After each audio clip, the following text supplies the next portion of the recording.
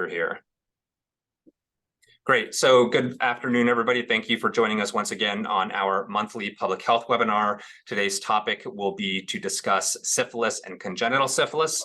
And I am joined by my colleagues, Dr. Elizabeth Talbot and Dr. Antonia Altamare. Dr. Altamare is an infectious disease physician up at Dartmouth-Hitchcock Medical Center. She's also an associate professor of medicine at the Geisel School of Medicine at Dartmouth and the medical director for the New Hampshire AIDS Education and Training Center. One of her areas of expertise within infectious diseases is HIV and sexually transmitted infections. And so I'd asked her to come on today to give some background and clinical didactic on syphilis. So she's going to start off by providing a clinical background on testing treatment for syphilis, give a little bit of a national epidemiology on what's happening with syphilis. And then at the end, I'm going to take over and talk about syphilis in New Hampshire, look at some epi slides, and then a recent publication from the CDC. So with that, let me thank Antonia for being on, and I will hand it over to her to drive the slide set here. Thank you. Great. Thanks, Ben. Again, sorry for the late start. We're going to move right in. And to let you know the obvious, that if you haven't noticed, syphilis is certainly not a disease of the past. There's updated numbers every year, but the most recent kind of collection you see here is that we have increasing infections of all flavors of sexually transmitted infections. But I really want you to focus on the number of new syphilis cases, and most importantly, newborns being born with congenital infection. This is up to date as of 2021, and I'm going to show you a little later on what the 2022 statistics looks like, which are actually much, much higher. So every single one of these cases is preventable. And you can see here that we've now had at least one reported case in almost every state in the United States, and really truly unnecessary and preventable deaths from babies infected with syphilis. And when you look at the general epidemiology of populations and infection cases in these populations, you can see a significant jump in cases in women over the last several years. And as you would expect, as the number of cases of primary and secondary syphilis increase in women, we are seeing a dramatic increase in number of congenital syphilis cases. There's been a lot looked at in these cases, and it's very surprising at the missed opportunities we see. And you can see in this graphic, which I really love to show, kind of where is the bulk of where we could have intervened. So where are those missed opportunities? In that large top kind of green bar that you see on the rise, that represents no timely prenatal care and no timely syphilis testing. And so some of that may be out of a provider's hands if someone just shows up kind of in labor and they didn't come in for treatment. But if you look down at the next purple bar, that big chunk represents no adequate maternal treatment despite the receipt of a syphilis diagnosis. And that's a real big missed opportunity. The next pink one down is late identification of seroconversion during pregnancy. So may have tested negative at the beginning, but actually either acquired infection or had a late seroconversion later on, and this was a missed opportunity. And then a much smaller proportion are no timely syphilis testing despite the receipt of timely prenatal care. And so many of these bars and chunks of opportunities are places where we can absolutely do better. So I wanted to start with just kind of basic syphilis. We call it syphilis, but the organism, the bacteria that actually causes it is a spirochete called Treponema pallidum, and can be acquired sexually or hematogeneously. And in this lecture, we're talking a lot about vertical transmission, so mother to child. And as you know, if left untreated, is associated with significant complications and can facilitate the transmission and acquisition of HIV infection.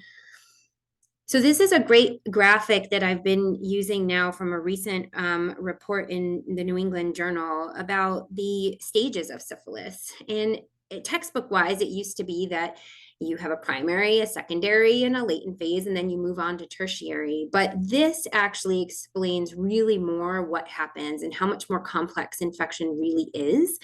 because you can actually flip-flop between stages, and CNS invasion, which we always thought about as kind of a tertiary or late manifestation of syphilis, really can be the primary and sometimes the only manifestation of early syphilis. And this becomes really important when doing a really good history taking and physical exam, because staging syphilis correctly is very important on how to treat it. So if you remember, the chancre is kind of primary lesion that occurs at the site of inoculation. And so many times this is missed both by the patient and providers, because it may be in areas that you can't see. It could be on a cervix, it could be in the mouth, it could be in the rectum. These are obvious places on a penis, and one is a lesion on the tongue, which is very often missed for an aphthous ulcer. And so these lesions appear several weeks after infection, and they're self-limiting, classically painless, and classically solitary. However, I've seen plenty of patients who've had multiple lesions, and sometimes painful lesions, because it can become secondarily infected. So not always textbook, and a hard stage to identify because it's often missed. And without treatment, it does go away on its own. And you kind of move into what we call the secondary phase, which is more of the disseminated spirochetal infection that comes with just a typical viral-like illness. So patients will typically have fevers, chills, maybe a body rash.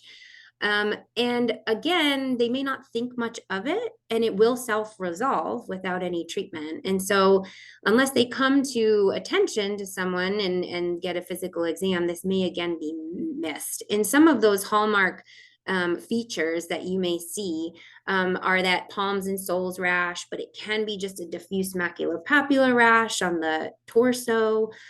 This left picture of the tongue is actually a secondary case of lesions on the tongue, which is unusual, but again, can be mistaken for a lot of different things like geographic tongue, or just who knows what that could be, but it's not typically classic. And then after this stage, it sets into what we call more the asymptomatic stage. It becomes latent, but that doesn't mean that people are not still infectious. And this stage becomes really important for screening, because again, transmission can still happen, and it's most important in pregnant women to identify this stage, because there is still a risk of transmission to baby. So we'll go over a little bit more, but wanted to give you very high points here, and to keep this graphic in your mind as to how truly complicated syphilis can be, and to just have it in your differential for any syndrome really, and together with a sexual history should prompt testing. So I wanted to move on to what the current screening recommendations are. And these are the USPSTF screening recommendations for asymptomatic non-pregnant adolescent adults at increased risk of infection. And they recommend a one-time screen. And the risk category that they define is highest in men who have sex with men, persons with HIV or sexually transmitted infections, persons with illicit drug use, and a history of incarceration, sex work, or military service. Additionally, regardless of any of those risk factors, it's universally recommended that all pregnant women be screened for syphilis early in pregnancy, so as early as them coming into care.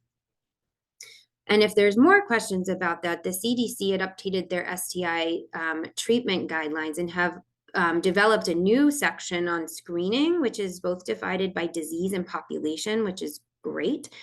So if we, for example, look at syphilis, you'll see this entire table and who should be screened and at what interval based on potential category or population.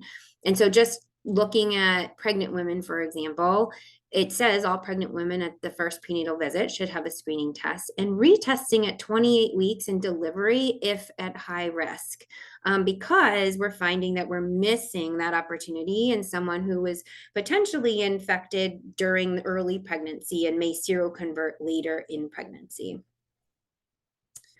So a little bit more specifics about syphilis in pregnancy and why this is so important. Transplacental transmission of the treponeme can occur at any time during gestation, but really occurs with increased frequency as gestation advances. And women with untreated primary and secondary syphilis are more likely to transmit to their fetuses than those with latent disease. However, if you look at the first even 4 years after infection, you could pass on that infection to a fetus in 80% of the cases. And the result there could be up to 40% of the babies will result in infant death or stillbirth. The risk of transmission beyond those 4 years after infection really starts to go down, and it's about 2%, but it's not perfect and it's not zero. And so essentially what this is saying is, even if a woman has been infected with syphilis, 3 years prior to when they conceive, they're still at risk during that pregnancy to transmit infection to baby. And hence the reason it's so incredibly important to screen all pregnant women for syphilis.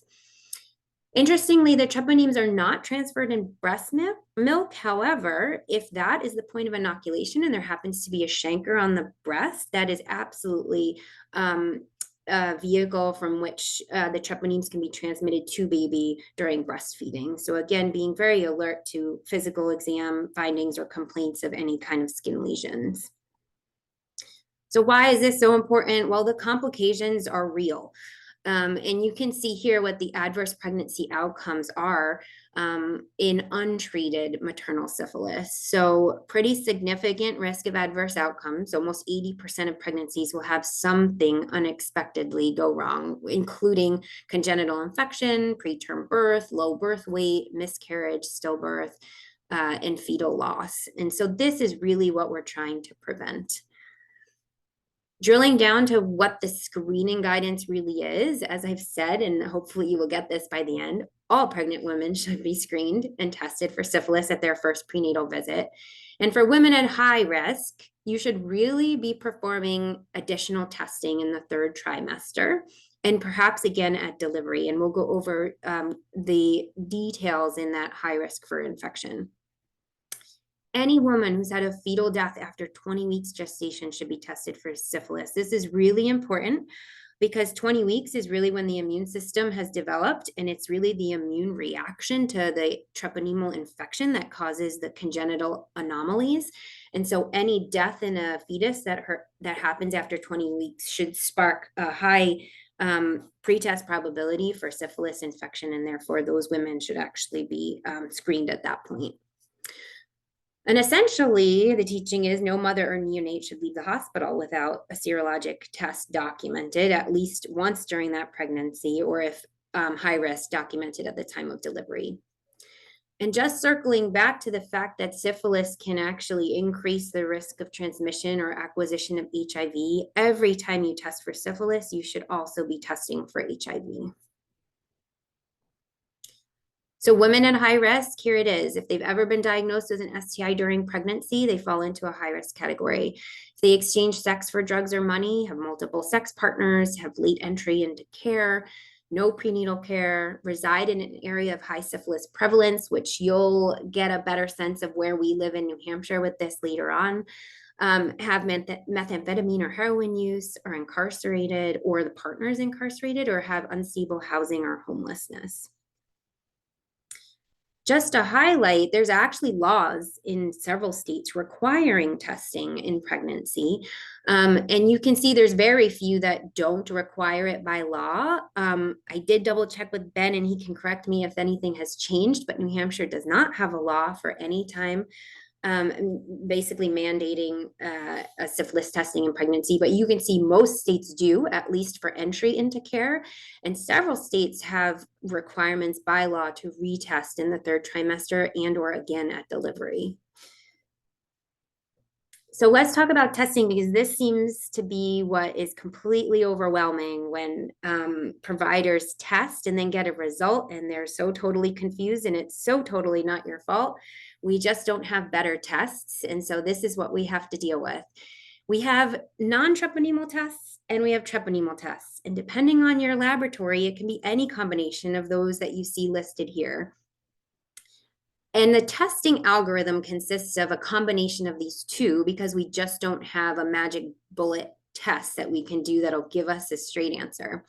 The differences in the way the tests are performed and why labs choose what tests to have really comes down to personnel resources and training, as well as cost.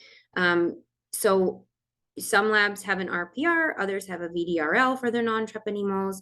As far as treponemols are concerned, there's all these different variations, and I'm going to show you why it's important to know what you're reading and looking at when a test result comes back. What I want to start with, not to confuse you, but to understand when you would expect these tests to become positive, because that is really important in trying to stage syphilis.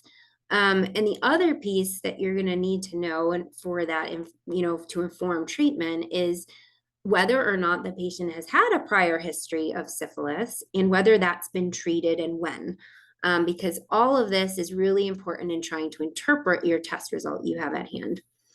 So what you can see, as you probably know with most other serologic testing, the IgM turns positive before the IgG. And both of those actually turn positive before any non-treponemal tests. So you see here the lines of VDRL or RPR go up after you start to see IgG, and then actually come down at a pretty slow and steady rate, even if the disease is left untreated. So it's possible that you can have someone who was infected with syphilis maybe 10, 20 years earlier who never got treated, and their RPR at some point may be reported as non-reactive. And that's just because it does wane with time. We expect it to wane and get to non-reactive with treatment, and that's one of the key features to follow in treating patients. But know that very, very early in infection and very, very late in infection, you could have a falsely negative non-treponemal test. Just to add more confusion, there's different algorithms that can be used, and it's really important to know what your particular lab uses to diagnose and do these tests for syphilis. There's a traditional algorithm, which actually starts with a non-treponemal assay. So for example, that RPR, and if it's reactive, it has to be confirmed. And so that second test is usually a treponemal specific test. And if it confirms reactive, then you have confirmed an infection with syphilis. The problem is you don't know whether it's current or past, and that's where history taking is really important. If that treponemal test ends up being non-reactive in the setting of a non-treponemal test being positive, then it's quite possible that first non-treponemal was a false positive.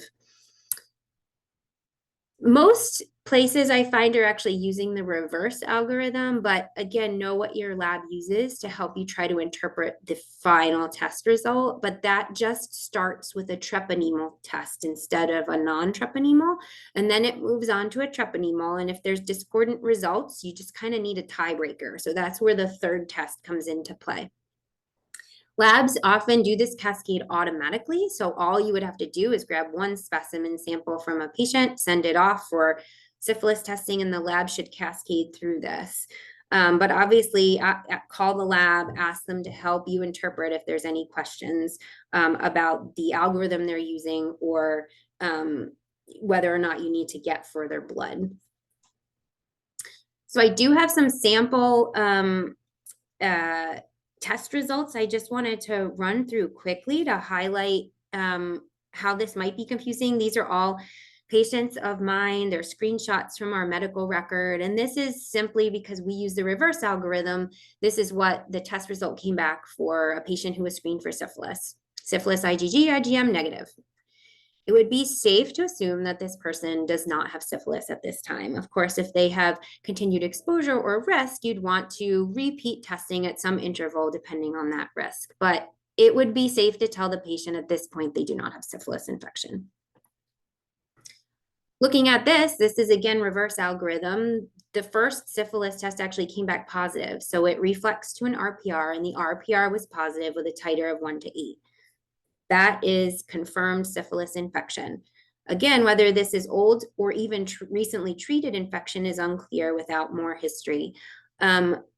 or this could be new infection with a, uptrending RPR that would need treatment, but this is syphilis infection. Looking at this one, this had an initial IgG positive, and the results unfortunately don't always result in the order that the cascade is done. But if you look at it, RPR was done that was negative, and so it reflexed to a third treponemal test, which was positive. So that confirms that this patient had a history of syphilis at some point, because they have 2 treponemal tests that are positive, but an RPR that's negative or non-reactive, so may not represent active early infection. This particular example is one where syphilis IgG IgM was positive, but RPR was non-reactive. Again, being that it's discordant, it has to reflect to a tiebreaker, which in this example was the T pallidum antibody at the bottom, and that was non-reactive. So you can actually say in this case, I think that first test was a false positive and you don't have syphilis. And I'll go over what conditions can actually cause false positive tests. And this is just an example of sometimes we get patients getting tests done where there's the traditional algorithm that's used. And if an RPR comes back negative, it's likely safe to assume that they do not have active current syphilis infection.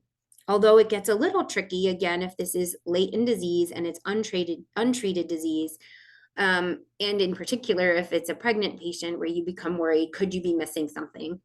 But again, if they're that far out and RPR is negative, they're unlikely to transmit beyond that kind of 4 years of latency. All right, hopefully that helps, but you can mull over this. The slides will be posted. I know this is confusing. So I wanted to go over what can actually cause a false positive non-treponemal. So this is an RPR test. Unfortunately, this is common, and it's real common in pregnant women to have a false positive RPR, for example. In this study, they were looking at VDRLs. Again, it's the non-treponemal tests. But here's some other conditions that can actually cause a false positive non-treponemal. Acute febrile illness, recent immunization, autoimmune disorders, IV drug use, chronic liver disease, and HIV. And hence the reason that we say all positive tests should be confirmed with additional testing. What about the treponemal test? Well, that's even more common to be positive in pregnant women and falsely positive. Other triggers for this would be advanced age, tumor, dialysis, autoimmune disease, and other spirochetal infections like malaria or leprosy. And again, the reason why we really need to confirm a positive test. When it comes to the non-treponemal tests, there are instances where I've kind of already alluded, you can have a false negative. And so that's when the RPR is non-reactive. Really early infection can have a non-reactive RPR. So if you catch that patient with that primary chancre, it is possible that about 20 to 30% of patients with that chancre might have a negative non-treponemal test. But if you have, if you go through the algorithm, the treponemal test is likely to be positive that early in disease. I'm going to skip and go down to late infection because we talked about that a little earlier. If it's really late infection, non-treponemal tests can become non-reactive over time. And then similar to the theory behind early treatment of Lyme disease, for example, you may prevent seroconversion. The same can happen in early treatment of syphilis. So that's a third scenario where you might have a positive treponemal, but never seroconvert the non-treponemal. And that's if you receive really early treatment. And the fourth scenario is the prozone effect or the prozone reaction, which I'm probably taking you back to med school years, where these are such high titers of antibody that they clump and they don't allow the antigen antibody complexes to become apparent. Some labs automatically check for this, but if you have a patient who has especially secondary syphilis or even primary, where you expect that RPR to be really high, they have a lot of spirochete load, that would be the place where if you got a negative RPR, you would ask that lab to please dilute that specimen and check again, because you have a high pretest probability given how they're presenting, whether that be with a diffuse skin rash or primary chancre, that you're really worried about syphilis and you need them to recheck that with some dilution. It also occurs in pregnancy, HIV, and neurosyphilis. So those things are higher probability of having this prozone reaction happen. I do want to touch on, and I'm not going to read this word for word, but want to reference you to the STI treatment guidelines. Again, that CNS infection can happen at any point in infection, even with early primary syphilis. And we are seeing more and more patients actually present with isolated ocular syphilis or otic symptoms, including hearing loss or tinnitus. And these abnormalities can become permanent and result in hearing loss or vision loss if it's not identified and early and treated early. And so these excerpts are taking you through what you should do and consider as far as CNS evaluation and in what circumstances. For CNS at the top, uveitis or ocular in the middle, and otic symptoms below. Again, we see these patients often, and it does not, you cannot miss it because this could have devastating outcomes. In the interest of time, I might gloss over the neurosyphilis testing. It's probably going to be rare that you have to go down this line, but in the event that you do, know that, again, testing is not perfect.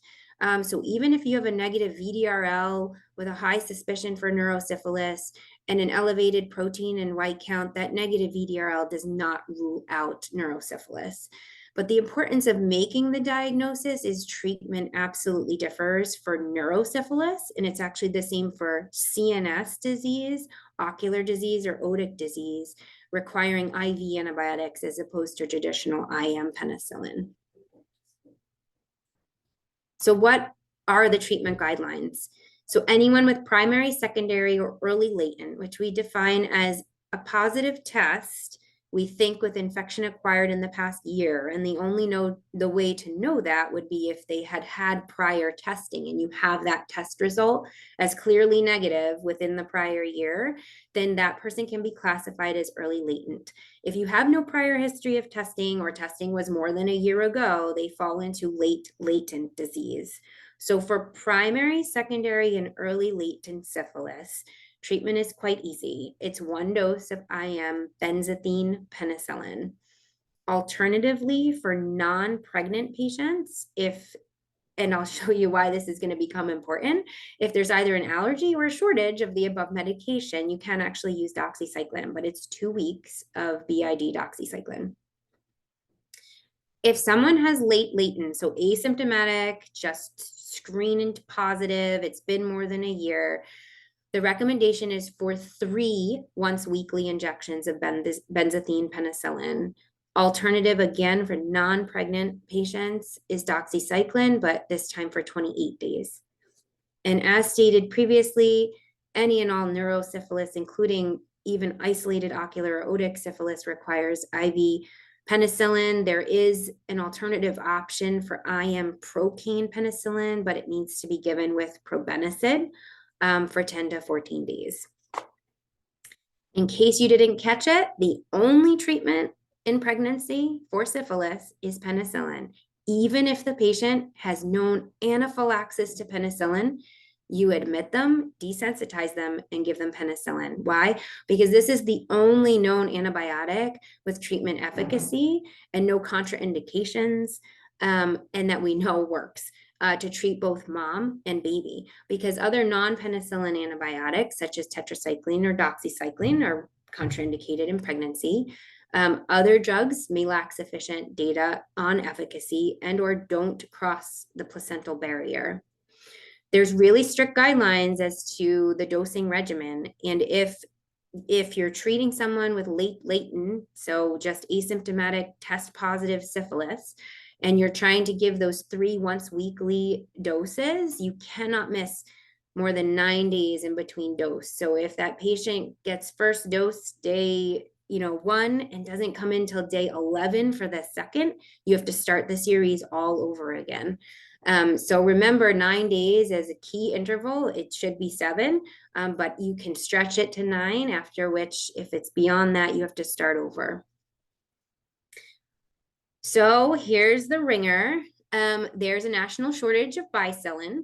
And so there's a very clear alert that is in the guidelines and available through the CDC that this be reserved to treat pregnant people with syphilis and babies with congenital syphilis, because penicillin is the only recommended treatment for these populations. As I said, doxycycline is an alternative for all others. And staging patients appropriately is really important in conserving the supply that we have. Early syphilis only requires 1 dose. So don't feel the need to give 3 if you can accurately stage disease. So one last thing you should know about is the Jerich's-Herxheimer reaction, which is quite common in the treatment of early syphilis infection.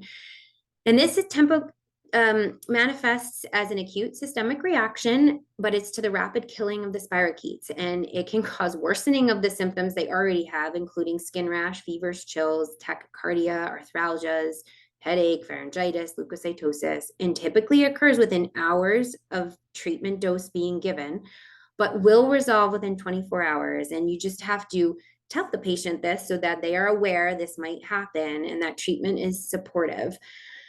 It's been reported to have been essentially in 95% of people who are treated for primary or secondary syphilis. In pregnancy, however, this can be quite problematic because this reaction alone can precipitate preterm labor and fetal distress. So it's actually recommended that if you have a pregnant person who actually has signs or symptoms of primary or secondary syphilis, that the first dose of treatment be given under continuous fetal monitoring to make sure that there isn't any evidence of fetal distress due to the Jerich's-Herxheimer reaction. So what are outcomes? Maternal treatment is curative for both mom and fetus in most cases. So the risk of congenital infection in a mom who's been treated is 1 to 2%. However, if you leave that person untreated, then it's almost guaranteed that their baby may become infected.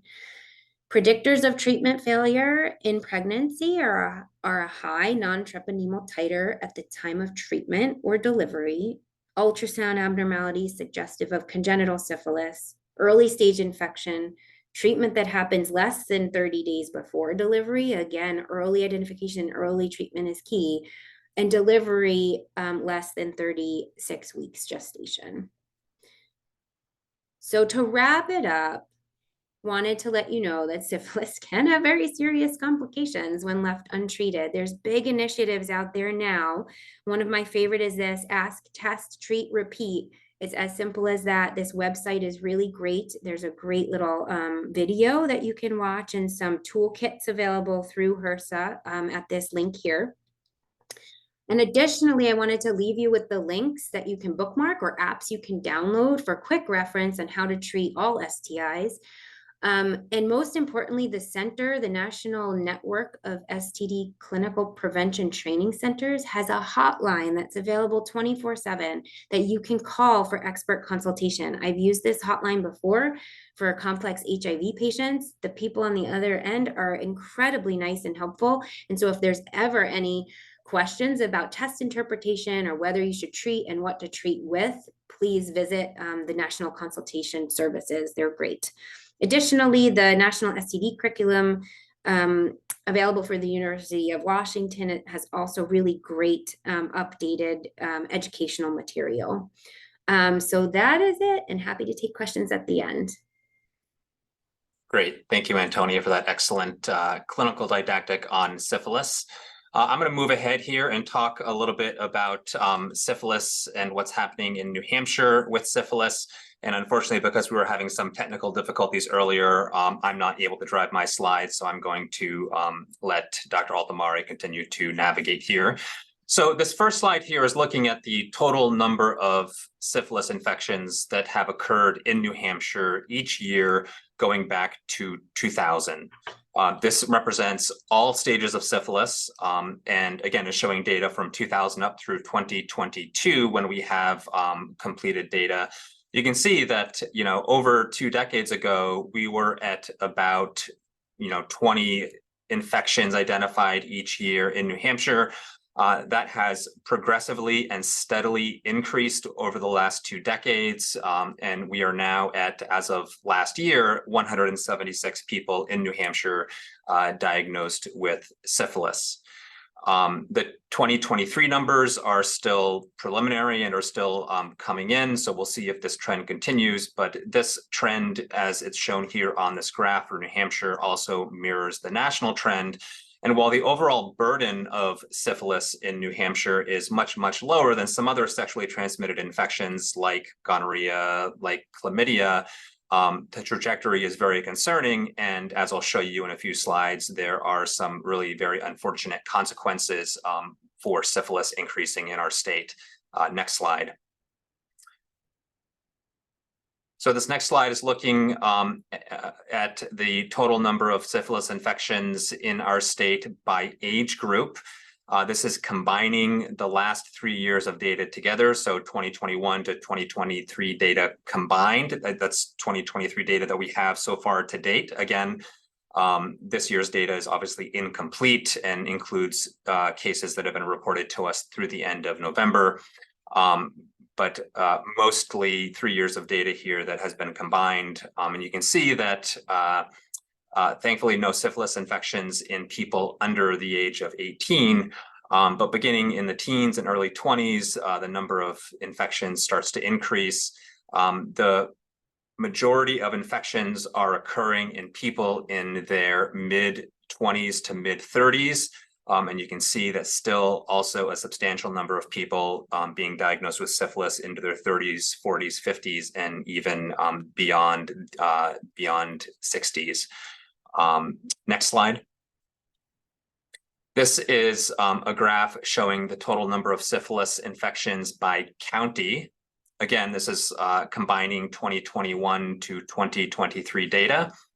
And you can see that there is geographic difference in our state, with Hillsborough County having the majority of the syphilis infections. And in fact, I think the city of Manchester, which is in Hillsborough County, accounts for about 40 to 45% of the syphilis infections that are occurring in Hillsborough County. But then we also have Merrimack and Rockingham counties, which have higher numbers of syphilis infections. Next slide. In terms of reported sexual risk factors, you can see here that almost half of people diagnosed with syphilis are in men who have sex with men, but still about a quarter report heterosexual sexual activity. Next slide. We can also look at syphilis by different categories. This is a graph looking at the number of infectious syphilis infections in our state each year, going back again to the year 2000. Infectious syphilis is not a clinical category, but it's a term we oftentimes use in public health to indicate early syphilis infection. So the category of infectious syphilis includes people with primary syphilis, secondary syphilis, and other early syphilis infections that were determined to have occurred in the previous 12 months. That essentially includes early latent syphilis. This is when people, we believe, are most infectious and able to transmit the infection to other people, hence the term infectious syphilis. But still, even people with later or more delayed diagnosis or later stages of infection can still transmit their infection, as Dr. Altamare already mentioned. But when you look at earlier infectious syphilis infections, you can see that the trend here very similarly mirrors the overall trend for all syphilis cases in New Hampshire. Next slide. Concerningly, we're also seeing that the number of syphilis cases in females in New Hampshire has been increasing. It was at 0 or very, very low for many, many years. And you can see that in the last decade or so that the number of early syphilis infections in females in New Hampshire has been increasing. Now, the overall number is still relatively low. So if you look at the y-axis, for example, the highest number in a year that we had was, below 14 cases in females. But this has unintended and important consequences that we need to be aware of. And if you go to the next slide, this is a graph looking at the number of congenital syphilis infections that have been occurring each year in New Hampshire. Again, going back to the year 2000, You can see that there was a good, 12 years where we had no congenital syphilis infections. And then more recently, the number of congenital syphilis infections has been increasing, so that in the last 5 or 6 years, there have been, 6 congenital syphilis infections identified. Thankfully, none so far this year, but the trend is concerning.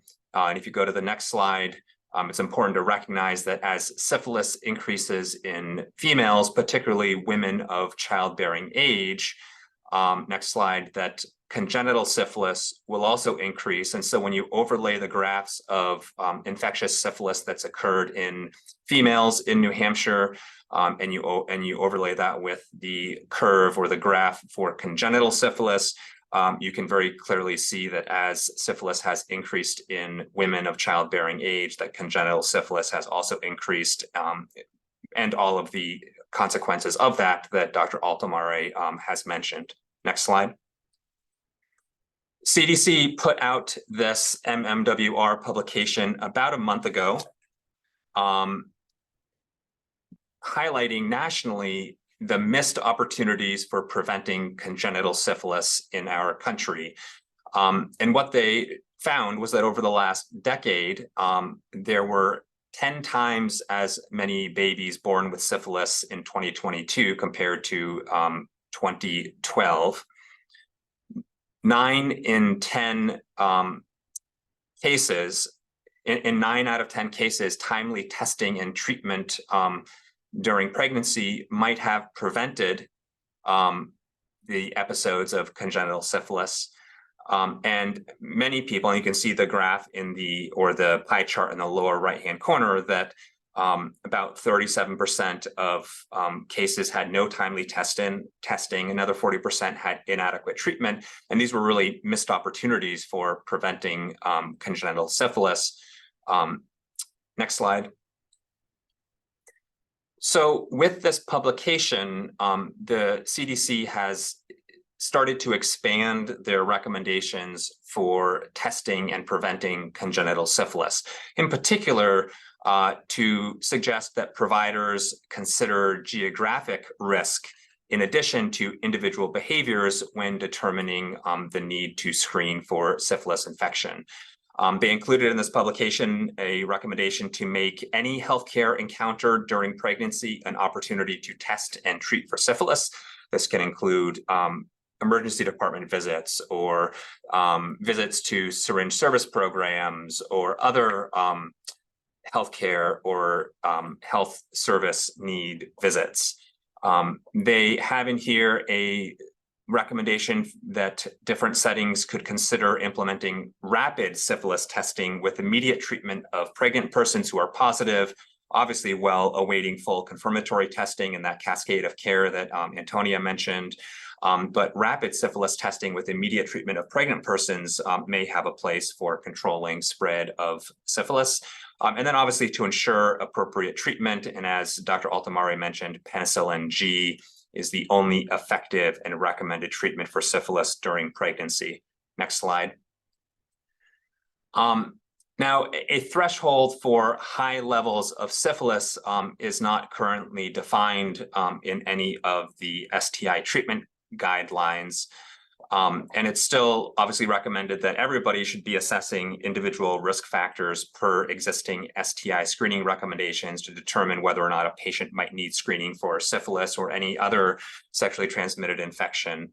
But there is this Healthy People 2030 goal that has been out there highlighting the need or the goal to reduce the rate of primary and secondary syphilis among women aged 15 to 44 years to this rate of 4.6 cases per 100,000 or less. And so because of this Healthy People 2030 goal, because of the national trends of increasing syphilis, and in particular, increasing congenital syphilis, CDC with this publication in the MMWR has made this recommendation that counties with syphilis rates in women above this target rate, above this Healthy People 2030 goal, that providers should offer syphilis screening to all sexually active persons aged 15 to 44 years to diagnose and treat syphilis before pregnancy might occur. Next slide. And so with this publication, they put out this graph looking at the county level about which counties across the country have rates of primary plus secondary syphilis in females 15 to 44 years of age above this Healthy People 2030 goal. Next slide. And you can see that most of New Hampshire is grayed out, except for this one county where CDC is suggesting that providers working and practicing in that county begin to offer syphilis testing to all sexually active people between the ages of 15 and 44. Next slide. And so you can see the numbers here. Next slide. That Rockingham County is specifically called out in New Hampshire as having a higher rate of primary and secondary syphilis among women aged 15 to 44 years.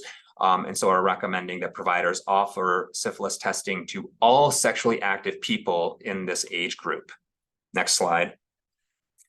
Now, obviously, numbers and rates fluctuate year to year, so making clinical decisions based on 1 year of data has limitations. And so what we've done is we've done this alternative analysis of syphilis rates still in females aged 15 to 44 years, but we went and looked at the rates of infectious syphilis by New Hampshire County and combined not 1 year of data, but combined data from 2021 through 2023. And again, infectious syphilis is a category that we use to look at primary and secondary and early latent syphilis. So this is really expanding sort of the data analysis beyond what CDC has done. And you can see here that Merrimack had a rate of 5.9 cases of infectious syphilis per 100,000 persons. Again, that's the group of females aged 15 to 44 years. Hillsborough and Rockingham counties had very similar rates over the last 3 years of 3.7 cases of infectious syphilis per 100,000 persons in this population. The other New Hampshire counties had too few infections to calculate a reliable rate for this population. But at the end of the day, compared to Rockingham County, which again, CDC is suggesting and recommending that providers start to offer syphilis screening for all sexually active persons in this age group, compared to Rockingham County, the higher 3-year rate in Merrimack County and the similar 3-year rate in Hillsborough County suggests that providers could also consider expanding syphilis screening in these counties as well. And thinking back to the data slides that I just showed, again, Hillsborough, Rockingham, and Merrimack counties were the 3 counties in New Hampshire that had the highest rates of syphilis overall, and on this slide have the highest rate of infectious syphilis in females aged 15 to 44 years of age. And so I just want to next and final slide really acknowledge that syphilis has steadily increased in New Hampshire and is continuing to increase in New Hampshire and regionally and nationally, and that an increasing number of infections in females has translated to an increase in congenital syphilis. And so as STI rates increase, there will be a need for expanded testing and screening to control transmission. And there are steps that CDC is already beginning to take in their recommendations for trying to expand testing geographically based on rates of syphilis or early syphilis infections. And in New Hampshire, the rate of syphilis, particularly early syphilis, are highest in the counties of Hillsborough, Merrimack, and Rockingham counties. Now, is it a formal recommendation that all providers should go out there and start testing all sexually active people, in these 3 counties?